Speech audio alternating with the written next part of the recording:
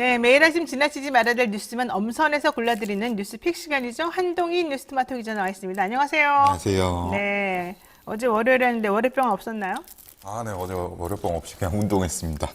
운동도 잘하는군요. 아니요, 이제 해야 될 것 같아서 하고 있습니다. 무슨 운동했어요? 걷기 합니다, 걷기. 나는 운동을 진짜 싫어해가지고 숨쉬기 운동 말고는 한 게 없습니다. 근데 운동은 하긴 해야 되겠더라고요. 네. 자, 우리 또 운동도 열심히 했으니까 오늘은 좀 더 활기차겠죠? 네.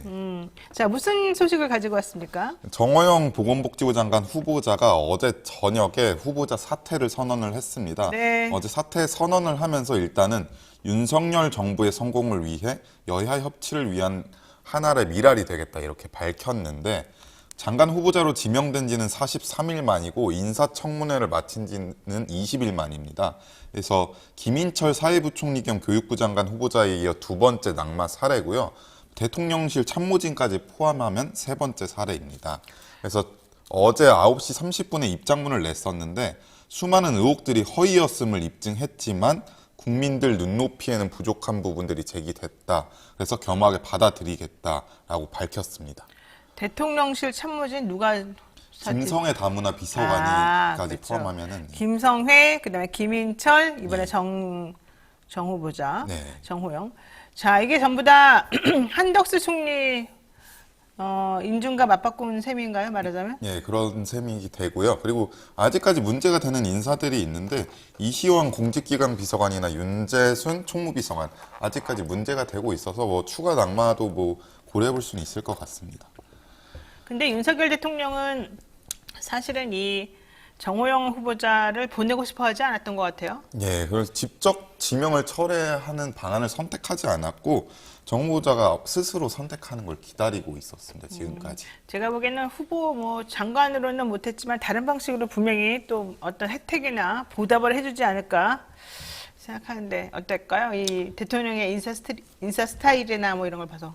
그 부분까지는 뭐 어떻게 말할 수 없을 부분인 것 같습니다. 그래요? 네. 아유, 나날이 조심스러워지는 우리 한준희 기자. 자, 좋습니다. 두 번째, 이 이슈도 좀 쇼킹했습니다. 두 번째 거 뭐죠? 김은혜 국민의힘 경기도지사 후보가 KT 재직 시절에 추천한 지원자가 있는데 1차 면접에서 불합격이 됐다가 합격됐다는 결과가 네. 이제 이 부분이 이제 지난번 보도를 통해서 보도가 됐었습니다. 근데 네. 그 1차 면접 전과적인 인적성 검사에서도 조작 정황이 발견이 됐습니다. 그래서 이 보도 관련해서 김 후보자는 관여한 적이 없다고 부인을 했었는데 네. KBS 보도를 보면은 검찰이 김 후보를 참고인으로 조사를 했을 당시에 김 후보는 김 씨는 남편의 친척인데 시댁 쪽에서 챙겨봐달라고 부탁을 받았다라고 진술을 하기도 했었습니다. 그러니까 김은혜 씨가 KT에 재직하던 시절에 인사청탁을 받아가지고 본인이 인사청탁한 정황이 여러 개가 나왔어요.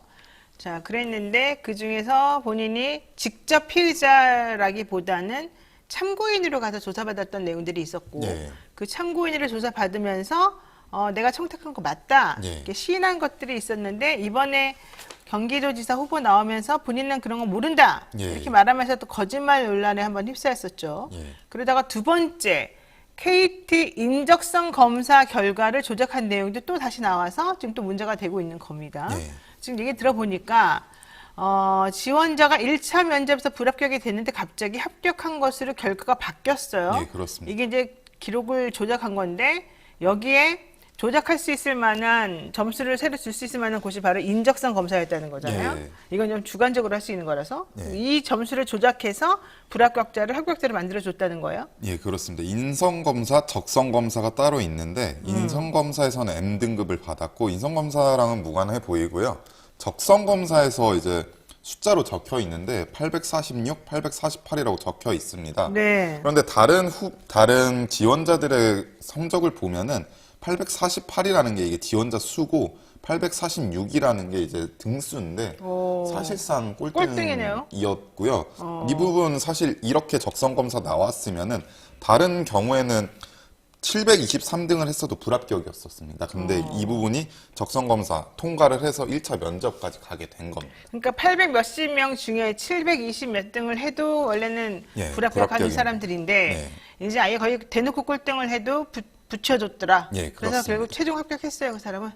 최종 합격은 못하고 1차 합격만 했는데 이 부분도 사실 문제가 되는 게 뭐 사실 이제 남편의 친척이기 때문에 챙겨달라고 부탁했던 부분도 있었고 네. 근데 어제 토론회에서 이 부분에 대한 해명이 나왔습니다. 네. 근데 이제 김은혜 후보자는 인사 규정에 맞으면 쓰고 그렇지 않으면 탈락시켜라 라고 밝혔고요. 이 부분에 대해서 강용석 후보자는 실패한 청탁일 뿐이다 이렇게 지적하기도 했습니다. 실패한 청탁은 괜찮은가 보죠?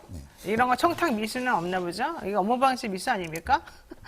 아, 진짜 특이한 사람들이에요. 사고방식이 되게 유연해요. 제가 봤을 때 이상합니다. 자, 이전에 김성태 전 의원 딸 부정취업 사건 관련 판결문에서 김 후보의 이런 청탁 관련된 내용이 나와 있습니다.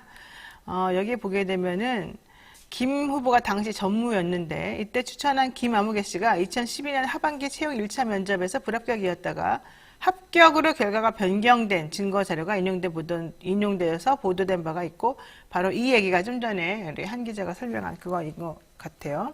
그런데 이 보도에 대해서 김 후보는 관훈 토론회에서 관여한 적 없다 이렇게 부인을 해버렸죠. 하지만 같은 날 저녁 KBS 보도에 따르면 검찰이 김 후보를 참고인으로 조사했고 김 후보는 이 사람은 남편 친척이어서 어쩔 수 없었다. 맞아, 이런 얘기를 했고, 그냥 챙겨봐달라는 부탁을 받았을 뿐이다. 이런 거짓 해명이 좀 문제가 됐었던 것이죠.